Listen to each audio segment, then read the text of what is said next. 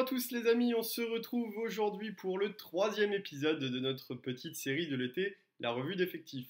La revue d'effectifs, pour ceux qui ne sont pas encore trop au point, c'est un petit point sur l'actualité de tous les clubs, les départs, les arrivées, un petit point sur le calendrier qui est sorti il n'y a pas longtemps.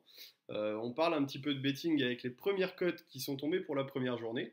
Et donc, après l'aviron bayonnais lors de la première émission, le CAB, lors de la deuxième, on s'attaque au SUA, au SU Agen, qui a connu un mercato classique, pas forcément très agité, mais ça a bougé quand même.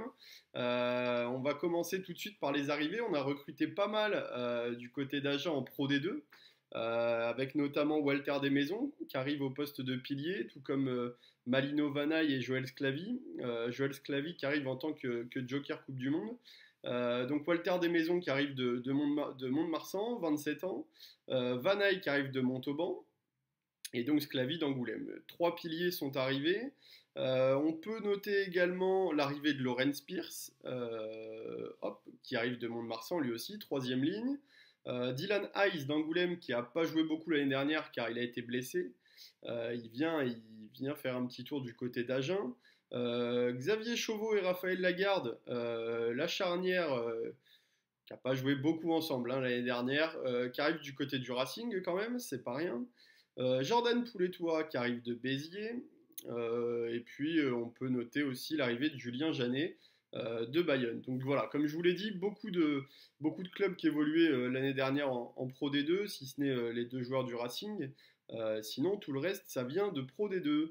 Au niveau des départs, parce qu'il y en a eu aussi, il y a Johan Montes, le pilier qui part du côté des Aix, Quentin Béthune qui part du côté du Stade français, Facundo Bosch, le talonneur qui part à La Rochelle, Denis Marchois, deuxième ligne qui part à la section, et enfin, on peut noter aussi les départs très importants quand même d'Antoine Miquel au Stade Toulousain et de Johan Tanga, troisième ligne, de 22 ans, jeune troisième ligne, qui part en tant que Joker Coupe du Monde.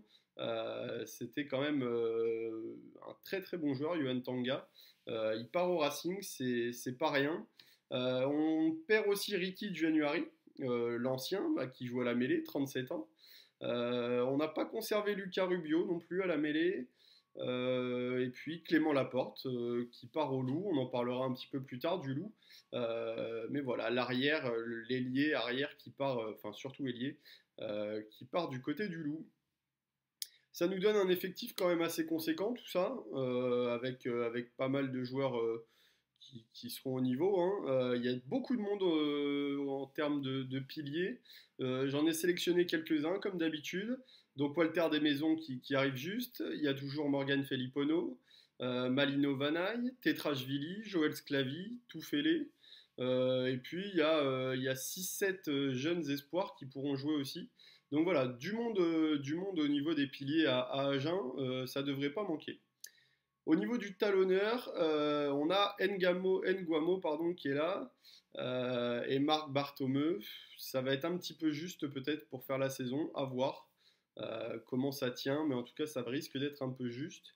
En deuxième ligne, on a Michael Demarco, Tom Murday, Philippe Pierce, qui arrive juste également, j'en ai pas parlé tout à l'heure. En troisième ligne, Vincent Faré, Laurence Pierce qui était vraiment un très bon joueur, un très puissant joueur de Mont-de-Marsan, il va leur faire du bien. Romain Briat, Dylan Hayes, on en a parlé tout à l'heure. À la mêlée, on retrouvera Xavier Chauveau, Paul Abadi et Hugo Verdu, qui a fait quelques apparitions l'année dernière. Voilà, les trois joueurs qui vont se concurrencer à la mêlée. Petit avantage forcément pour Xavier Chauveau qui arrive du Racing, qui a un peu plus d'expérience. Qui formera très certainement la charnière avec Raphaël Lagarde, qui arrive donc du Racing lui aussi. Et puis on retrouvera Léo Berdeux aussi, qui viendra faire la concurrence à Raphaël Lagarde. Au centre, on retrouvera Johan Sadi, le Sud-Africain, Jordan Pouletoua, Sam Vaka, il y a Nathan Decron, un petit jeune qui arrive de l'UBB. Sur l'aile, on aura Julien Janet, toujours Rocco Dourou, qui peut jouer au centre également. Massilevou, qui sera là aussi. Et enfin, à l'arrière, on aura Mathieu Lamouli, Loris Tolo ou encore Gigi Toladji. Donc voilà pour l'effectif de Agen. Je vais passer maintenant aux 15 types. Hop, j'en ai pas parlé, mais il y a eu changement aussi de staff du côté d'Agen, puisque Mauricio Ricciardo est parti à Castres. Il a été remplacé par Christophe Lossuc. Donc voilà pour le staff. Alors, en première ligne, j'ai mis Ryan, Ngomo et Sclavi. En deuxième ligne, Phillips, Murday. Troisième ligne, Briat, Faré avec Laurence Pierce pardon, en 8. Paul Abadi et Berdeux, j'ai choisi la jeunesse en 9 et 10. Julien Janet qui arrive de Bayonne à l'aile avec Roccodourou. Une paire de centres avec Vaca et Pouletoua. Et enfin, Lamouli en capitaine à l'arrière. Voilà pour mon 15 type cette saison. Alors, il faut savoir que les Agenais, ils vont faire 3 matchs amicaux. Ça commencera le 2 août contre Mont-de-Marsan à Armandie, un autre le 9 contre Montpellier et un autre le 15 contre La Rochelle à Marcel-de-Flandre. Voilà pour les matchs amicaux de la section. Qu'est-ce qu'on peut dire d'autre? On peut dire que l'année dernière, Agen a vécu une saison quand même assez difficile, hein, comme chaque saison pour eux en top 14. Ils ont fini 12e, ils ont évité de peu cette place de barragiste.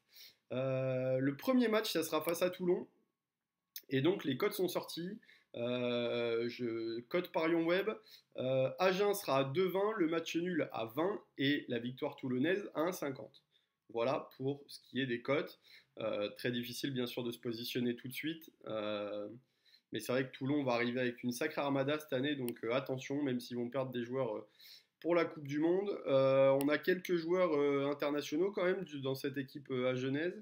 Jamie G, Tolagi, je sais pas, qui est samoan. On a quelques internationaux U20. Mais bon, on ne devrait pas être trop impacté quand même, comme les 2 premières équipes par la Coupe du Monde. Tetrashvili, le géorgien, qui est aussi international. Mais voilà, ça ne devrait pas trop impacter cette équipe d'Agen. En Challenge Cup, parce qu'Agen va aussi jouer la Challenge Cup, il se retrouve dans une poule très compliquée. Mais là encore, l'objectif sera plutôt le maintien en top 14 que la Challenge Cup. Il se retrouve avec les Wasps, Édimbourg, l'UBB, et donc Agen formera la 4e équipe de cette poule. Voilà les amis, aujourd'hui c'était Agen et demain on s'attaquera à l'UBB, l'UBB qui a un nouveau staff avec l'arrivée de Christophe Furios, l'arrivée de Julien Lahirne et puis qui a renouvelé quand même pas mal de joueurs. On en parlera un peu plus parce que là on va avoir quand même des départs pour la Coupe du Monde. Je pense à Amosa, je pense à Radradra. L'UBB arrivera-t-il à finir dans le top 6? Les amis, on en parlera demain. En attendant, n'hésitez pas à aller sur nos réseaux sociaux, nous suivre sur Twitter, Facebook, Instagram. Et surtout, n'hésitez pas à rejoindre notre Discord pour pouvoir suivre au plus près notre actualité, l'actualité du sport. C'est gratuit, il n'y a rien à payer. Vous pouvez suivre, donner des informations ou les recevoir. Et puis surtout, vous pourrez participer à notre anniversaire qui aura lieu le 30 juillet à 19h30. Voilà. Donc les amis, je vous souhaite une bonne fin de journée. Et puis on se dit à très bientôt, à demain, dès demain, pour parler de l'UBB. Ciao, ciao.